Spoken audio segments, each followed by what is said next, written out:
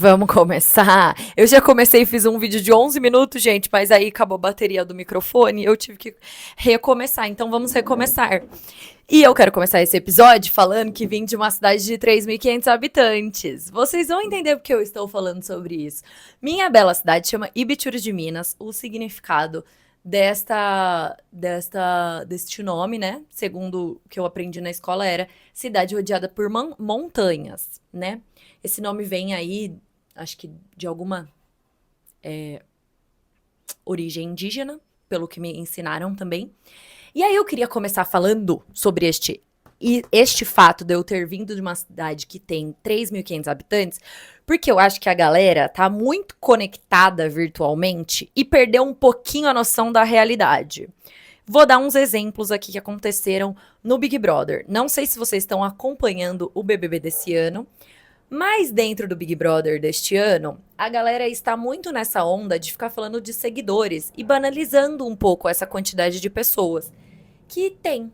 Então a galera chega assim e fala assim: ai, porque eu tenho 20 milhões de seguidores que vão me defender nesse paredão. Gente, eu não sei se vocês sabem, mas a rede social ela é assim: se você tem 20 milhões de seguidores, o seu conteúdo ele só é entregue para mais ou menos 5% aí da sua base, tá? Então 5% aí de 20 milhões vai dar o quê? 1 milhão de pessoas que te assiste ali nos stories? Mais ou menos isso. Agora, se você tiver um engajamento puta alto, que nem a Virgínia, por exemplo, ela tem 44 milhões, eu acho, algo assim. E um dia ela postou que tava com um engajamento top e tinha batido 2 milhões de visualização nos stories. Nos stories. Então, essa galera que fala, eu tenho 20 milhões de pessoas votando em mim na casa do bem. Não tem, gente. Pelo amor de Deus, você tem 20 milhões de pessoas ali que deram seguir, mas que nem lembram que te segue. Nem todo mundo lembra que te segue. E aí eu comecei a pensar sobre isso porque eu falei, gente, estão banalizando muito esses números e estão achando que, tipo, isso são 20 milhões de pessoas o quê? Indo na rua com cartaz e falando fica, fica, fica. Não é assim que funciona. A galera tá achando que seguidor é milho de pipoca. Você vai tacando na panela e vai contando. Não, eu sou uma pessoa, o seu outro seguidor aqui do lado vai ser outra pessoa. Imagina 20 milhões de mim. O barulho que não vai fazer isso no Brasil, entendeu? Não é assim. Ficar pensando que as pessoas são milho de pipoca, eu tenho 20 milhões. Eu acho que a gente tá muito conectado virtualmente e a gente esqueceu muito dessa quantidade em realidade de pessoas na realidade ali, na matemática diária. Quantas pessoas você cruza na sua vida assim em um dia? Pensa que se você cruzar 10 pessoas em um dia, para você cruzar 20 milhões, é impossível, impossível. Essas pessoas estão ali, elas lembram que você existe, mas elas não são fãs fervorosas suas. 20 milhões? Impossível, é uma base muito grande. E aí, as pessoas estão muito, muito nessa cabeça de mídias sociais e perderam realmente a noção de quantidade, de o que significam essas quantidades, o que realmente, sabe, mais palpável. Estão enxergando muitas pessoas como número e esquecem de enxergar as pessoas como pessoas que sentem, que te escutam, que, enfim, tudo isso. Por que eu comecei a pensar sobre isso? Porque as pessoas. Saiu uma pesquisa na semana passada, eu não sei, acho que foi na semana passada, retrasada, eu vi no Meio Mensagem, no portal do Meio Mensagem, que os brasileiros ficam, em média, 9 horas por dia na tela do celular. 9 horas. 9 horas por dia. O dia tem 24. Se você dorme, vamos colocar que você dorme 7 horas. Vamos fazer uma continha de matemática aqui? Vamos fazer? Você tem 24 horas. Você dorme 7, tá? Te sobram 17. Dessas 17, 9 você fica na tela do celular. As outras 8, não sei, você trabalha, você cozinha, você lava roupa, você faz um monte de coisa. Mas 9 horas, em média, na tela é muita coisa. Conectado. Conectado. Entendeu? Quanto que é 29? Vamos ver aqui, ó. Quanto que corresponde? Gente, é quase 1/3 do seu dia mexendo no celular. Vocês têm noção disso? Deve impactar isso. É por isso que a gente tá tão ansioso, as gerações estão tão ansiosas. A gente tá cada vez mais dopamina o tempo inteiro, né? Querendo dopamina o tempo inteiro. E a gente tem conversado muito sobre isso. Eu não sei vocês assim, mas eu tenho percebido que os meus amigos, a minha geração atual, tem conversado muito sobre essa conexão exacerbada que a gente tá vivendo, sabe? Porque nós somos da geração Millennials, que é a geração, abri aqui pra falar com vocês sobre isso das gerações, que eu sempre me confundo. A geração Y é a que tem hoje entre 25 e 42 anos, e a geração Z é a que tem hoje entre 13 e 27 anos. Então, é a galera que nasceu até 2010, é a geração Z. E a geração Alpha é a galera nascida depois de 2010. A galera que nasceu com nós, né, na geração Z, na geração Y, é uma galera que tá vivendo a transição do analógico pro digital. Então, a gente tem um pouco mais de noção analógica e a gente tem um pouco de noção também do quanto a gente tá cada vez mais conectado, porque a gente já viveu um pouco da geração analógica também, né? E aí a gente tava falando esse final de semana, na sexta-feira uma amiga veio aqui em casa e a gente tava folheando um livro e uma das perguntas do livro era a seguinte: o que você mais se culpa por fazer atualmente? E aí a minha resposta foi: mexer muito no celular.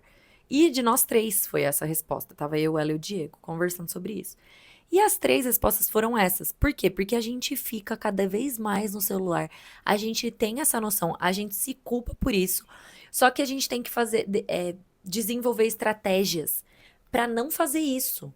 Porque realmente a gente acaba perdendo essa noção da realidade, essa noção de quantidades, essa noção de tudo, assim, que a gente fica se baseando só no virtual e esquece da vida real, né? Esquece que as pessoas são reais, que as pessoas estão ali, que elas não são somente números e contagem e quantidades.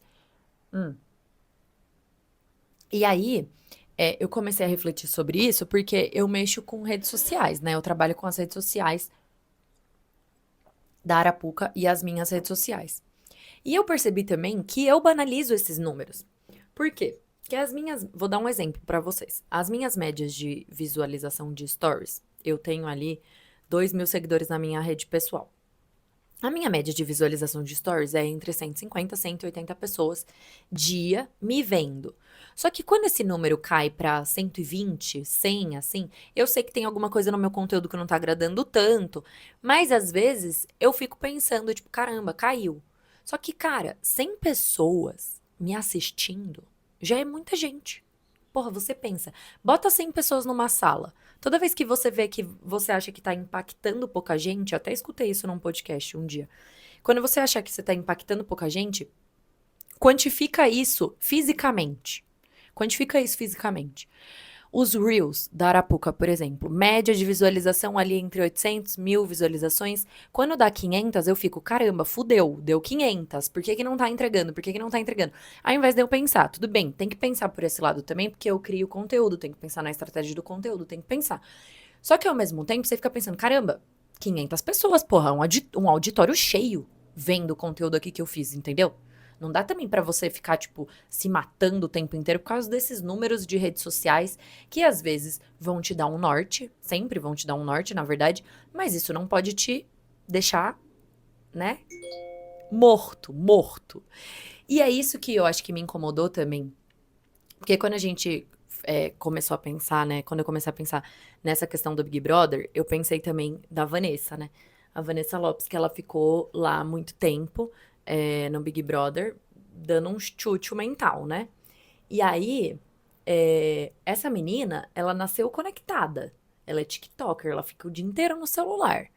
E ela deve fazer parte da média dos brasileiros que ficam 9 horas no celular. Quiçá mais. E conversando sobre isso com umas amigas, eu descobri que existe uma fobia nova chamada nomofobia. Vamos ver o que é nomofobia? Eu vou ler aqui pra vocês, ó. Essa palavra significa o medo irracional de ficar sem o celular ou ser impedido de usá-lo por algum motivo, como ausência de conexão à internet ou bateria fraca. Com o avanço tecnológico, passar um dia inteiro sem o smartphone é um grande sacrifício para a maioria das pessoas. Gente, 2023. Essa notícia aqui deve ser de recente. Não deve ser tão longa assim, tão antiga assim. Transtorno psicológico que pode causar laboratório bioclínico MS. E é isso, assim. Isso só quer dizer que eu acho que daqui pra frente a gente vai desenvolver cada vez mais fobias tecnológicas pela falta, né, da tecnologia, porque a gente tá muito conectado, o tempo inteiro conectado. A gente foi no aniversário essa semana, e aí uma das conversas que surgiu foi justamente essa. Ah, é porque eu tenho mexido muito no celular, isso tem me causado um estresse, eu tô identificando uma certa ansiedade, porque a gente fica o tempo todo consumindo vida alheia, né? E às vezes nem sempre é um conteúdo bom, um conteúdo de qualidade, às vezes é simplesmente a grama do vizinho que tá mais verde, e isso acaba afetando realmente o nosso dia a dia, porque a gente começa a internalizar coisas que a gente não deveria, né? Interiorizar, pensar, enfim, o pensamento vai muito longe quando a gente entra nesse looping de comparação social que as mídias sociais fazem com a gente. E a gente estava conversando sobre isso, e aí um amigo nosso, ele falou, cara, eu tava numa aula de spinning e tinha uma menina que aparentemente era da geração Z na aula do lado dele, e ele falou que ela não conseguia ficar mais de 2 minutos sem checar o celular. Tipo, ela entrava, às vezes nem tinha notificação, ela entrava, rolava um pouco o feed, saía, entrava de novo, rolava um pouco o feed, saía. Aí entrava de novo, rolava. Porra, uma aula de 50 minutos de spinning, a menina não consegue ficar sem mexer no celular. Já pensaram nisso? E aí eu comecei a pensar, caramba, às vezes eu vou. Teve uma época que eu ia na academia que eu me proibi de mexer no celular. E aí essa época passou, porque eu parei de me proibir e eu voltei a mexer no celular. Aí quando ele falou isso da aula de spinning, eu falei, caralho, puta que pariu. Porque eu vou na academia, eu fico lá 1 hora, 1 hora e 20. Mas nem sempre eu fico esse tempo todo sem mexer no celular.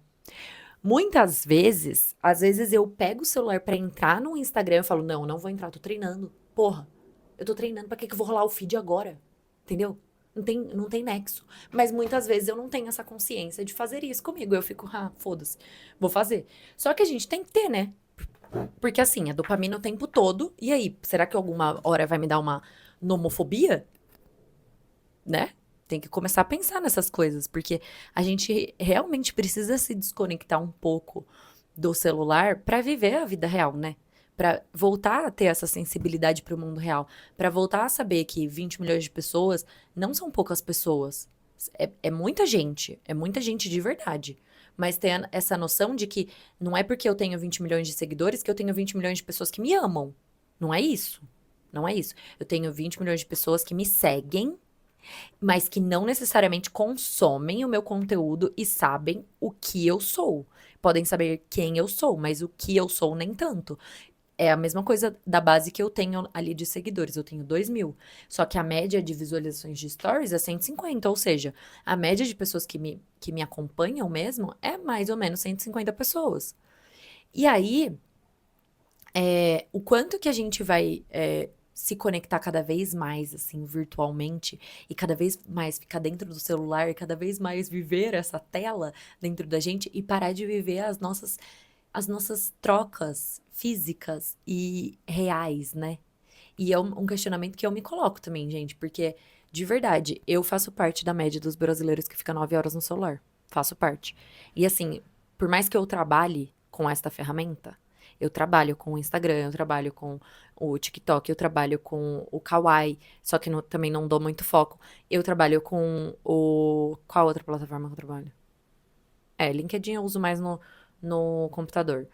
Eu trabalho com. Aí eu faço edição de vídeo pelo CapCut. Então, assim, tudo que eu faço hoje é muito pelo celular. Então, boa parte do que eu faço no celular hoje é trabalho. Só que muitas coisas não são. Eu fico muito tempo no WhatsApp. Muito tempo. E eu fico muito tempo no Instagram. Tipo, a minha média de utilização do Instagram geralmente é mais ou menos 2 horas e meia, 3 horas. Eu não fico 3 horas direto trabalhando no Instagram. Eu sei disso, eu tenho consciência. Só que essa porra vicia de uma maneira que eu preciso parar de usar dessa forma, sabe? Tipo, é realmente uma necessidade que eu tenho culpa e que eu tenho tentado controlar.